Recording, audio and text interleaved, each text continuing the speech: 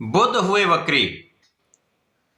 प्रिय दर्शकों, नवग्रहों में युवराज बुध 26 फरवरी से वर्तमान कुंभ राशि में जहां पर ये गोचर कर रहे हैं, मार्गी से वक्री हो जाएंगे, अर्थात इनका गमन एक राशि पीछे की ओर आरंभ हो जाएगा।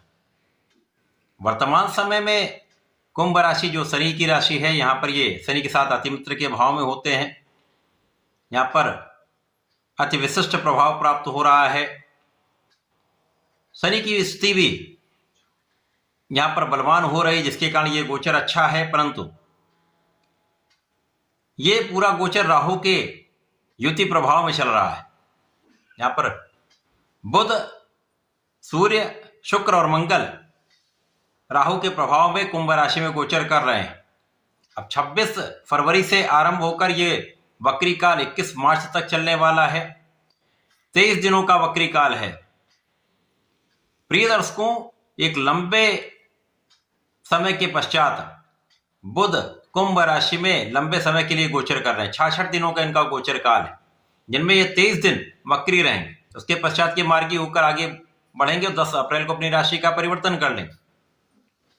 इस बीच में जब ये वक्री होंगे तो कुछ विशिष्ट परिणाम प्राप्त होंगे, क्योंकि वक्री ग्रह को बलवान माना गया। जब ये बैकवर्ड मूवमेंट करता है, पीछे की ओर गति करना आरंभ करता, तो इनकी गति मंद होती है, स्लो मूविंग प्लैनेट हो जाता है, जिसके कारण इसका प्रभाव, इसकी क्षमता, इसके बल में वृद्धि हो जाती है। अब बुध जो अपना संपूर्ण प्रभाव अति शीघ्र प्रदान कर देते हैं, तथा इस जगत का कोई भी ऐसा कार्य क्षेत्र नहीं जहां पर बुध का प्रभाव नहीं होता है।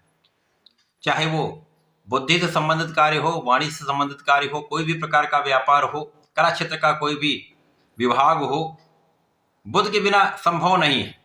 तो बुध के बिना तो कोई कार्य क्षेत्र हो ही नहीं सकता।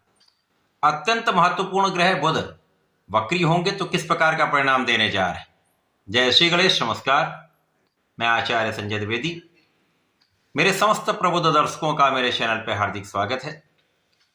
प्रिय दर्शकों, आज मैं कन्या राशि के लिए, जो बुध की ही उच्च राशि है, बुध के इस वक्री काल का किस प्रकार का परिणाम प्राप्त होगा, किन भाव में वृद्धि होगी, कितना लाभ आपको मिलेगा, अथवा कहीं पर कोई समस्या या अवरोध है या कोई कष्ट है तो उसका क्या निराकरण है, संपूर्ण विश्लेषण मैं पूर्ण तर्क के साथ करने जा रहा हूं। प्रिय दर्शकों, इस राशिफल को आप अपने लग्न तथा राशि दोनों के अनुसार देख सकते हैं। अब कन्या राशि के लिए बुध लग्न तथा कर्म क्षेत्र के स्वामी हैं। लग्नेश कर्मेश का गोचर आखिर षष्ठम भाव में चल रहा है। अब षष्ठम भाव त्रिक भाव है। अब त्रिक भाव में किसी भी ग्रह का प्रभाव क्षीण हो जाता है। सूर्य और चंद्रमा को कोई त्रिक दोष नहीं लगता है, परंतु बाकी सब ग्रह त्रिक दोष में निर्बल हो जाते हैं। तो निश्चित रूप से बुध के लिए ये जो समय है कुछ समस्या का वैसे ही चल रहा है। इससे बुध का कार्यकत्व निर्बल हो जाएगा तथा जिन भाव के स्वामी बुध हैं वो निर्बल होंगे। और राहु के साथ जब ये अत्यधिक निकट होते तो जड़ दोष बन जाता है, जिसके कारण जो कार्यकत्व है, जो इनका भाव है, वो जड़ हो जाता है, स्थिर हो जाता है, तो उतना लाभ नहीं प्राप्त होता है। अभी ये सप्तम भाव की ओर गमन कर रहे हैं, 26 फरवरी से वापसी करेंगे। तो जब ये राहु के अत्यधिक निकट होंगे तो ही अधिक समस्या आएगी। बाकी के समय में बुध को राहु बलवान कर देते हैं, बुद्धि को तीक्ष्ण कर देते हैं, और व्यक्ति येन केन प्रकार अपना समस्त कार्य बना लेता है, समस्याओं से निकलने के मार्ग बना लेता है, लाभ प्राप्त करने के मार्ग बना लेता है, धन अर्जन के मार्ग बना लेता है। इस समय में अचानक आपको नौकरी मिल सकती है। जिन जातकों ने नौकरी के लिए प्रयास किया हुआ, जिन जातकों के पास नौकरी नहीं है या नौकरी के लिए प्रयत्न कर रहे हैं, अब उनका काम बन सकता है। अचानक ही अच्छा अवसर आपको मिल सकता है। अथवा नौकरी कर रहे हैं, वहां पर नए अवसर चाहते हैं, बेटर अपॉर्चुनिटी के लिए आप प्रयास कर रहे हैं, तो ये काम बन सकता है। इसी प्रकार से जो जहाँ तक विदेश जाकर नौकरी करना चाह रहे हैं, विदेश से संबंधित होकर कोई कार्य चाहते हैं, व्यापार चाहते हैं, ये काम आपका बन सकता है। इस समय में आपके व्यापारिक गुण में वृद्धि हो जाएगी, आपके कूटनीतिक गुण में वृद्धि हो जाएगी। तो राजनीति से संबंध जो लोग रखते हैं उनके लिए भी अच्छा अवसर है, क्योंकि यहाँ पर सूर्य का साथ भी है, तो नेतृत्व की क्षमता आपकी बहुत अच्छी है, बुद्धि बल भी बहुत अच्छा है, और राहु का प्रभाव इसको कई सौ गुना बढ़ा देता है। तो आपको अपने क्षेत्र में सफलता अवश्य मिलती है। यद्यपि इस समय में कुछ आपका मन तनावग्रस्त रहेगा, कुछ शारीरिक मानसिक समस्याएं रहेंगी। इस समय में तनाव जब अधिक होता है, चाहे वो काम की अधिकता से हो, चाहे बिना कारण से भय हो, ये आपको समस्या में डालता रहता है। वैसे भी बुध की राशि है तो यहाँ पर कहीं ना कहीं मन का विचलन तो वैसे ही होता है, परंतु षष्ठम भाव में जो गोचर है ये आपको निर्बल कर देता है।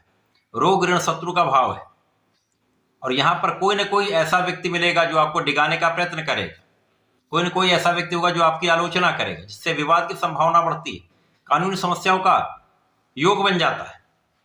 ऐसे में ऐसे विवादों से बचने के लिए विवादों से दूर रहना ही श्रेयस्कर होगा। ऐसे मित्रों का साथ आपको छोड़ना होगा जो कहीं ना कहीं आपको दिग्भ्रमित करते हैं, गलत मार्ग पर ले जाने का प्रयास करते हैं। ऐसे रिश्तेदारों से दूरी बना लीजिए जिनके कारण आपको समस्या हो सकती है। इस समय में कार्य क्षेत्र में कोई ऐसा व्यक्ति हो सकता है जो आपको डिगाने का प्रयत्न करे, आपके पीठ पीछे आलोचना करे, परंतु उनसे डरने की आवश्यकता नहीं, उनका विनाश निश्चित होगा। शत्रुओं का पराभव 100% है, परंतु तनाव भी होगा, समस्या भी होगी, अवरोध भी होगा। लेकिन जब तक ये जड़ दोष में नहीं होंगे, आपके नेतृत्व की क्षमता, आपकी बुद्धि का बल, आपकी वाणी का प्रभाव आपको विशेष रूप से आपके कार्यक्षेत्र में आगे बढ़ाएगा।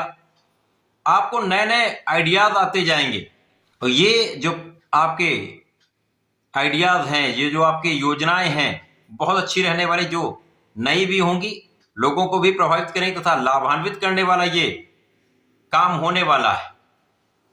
आपके परिश्रम का लाभ आपको संपूर्ण रूप से प्राप्त होगा, भाग्य का भी साथ मिलेगा। तो जो भी काम आप करेंगे उसमें पूर्ण सटीकता से आप अपना पक्ष रख पाएंगे और आगे बढ़ पाएंगे। कला क्षेत्र के जातकों को देश विदेश में परफॉर्म करने का अवसर मिलेगा, नए नए कॉन्ट्रैक्ट मिल सकते हैं, लेकिन जल्दीबाजी में या बिना सोचे समझे कोई कार्य करने से बचें। केवल यहां पर ध्यान रखना है, अपने बुद्धि बल का उपयोग करना है, समझदारी से कोई भी काम करेंगे तो समस्याएं कम से कम होंगी, क्योंकि यहां पर कभी कभी धोखे की संभावना भी होती है। तो इस समय में जो भी काम करें अच्छे से समझ लें, उसके पश्चात करें तो लाभ तो आपका 100% बढ़ेगा। इसी प्रकार से इस समय में यात्राएं हो सकती हैं, व्यापारिक यात्राएं आपके लिए बहुत अच्छी रहेंगी, उसमें लाभ भी मिलेगा।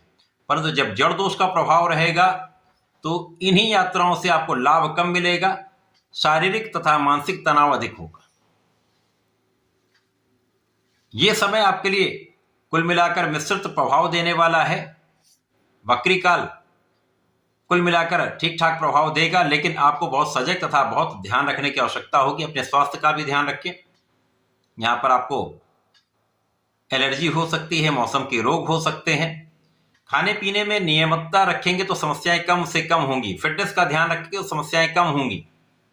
योगा प्राणायाम करें, कंसंट्रेशन करें, मेडिटेशन करें, समस्याएं कम होंगी, आपका तनाव भी कम होगा। इस समय में गणपति जी की आराधना करें, ओम गंग गणपतये नमः का जप करें, गणपति श्रोतम का पाठ अवश्य करें। इससे आपके संकटों का नाश होगा, समस्याएं दूर होंगी, लाभ वृद्धि अवश्य होगी। तो ऐसा करके इसका उपयोग करें। धन्यवाद, नमस्कार।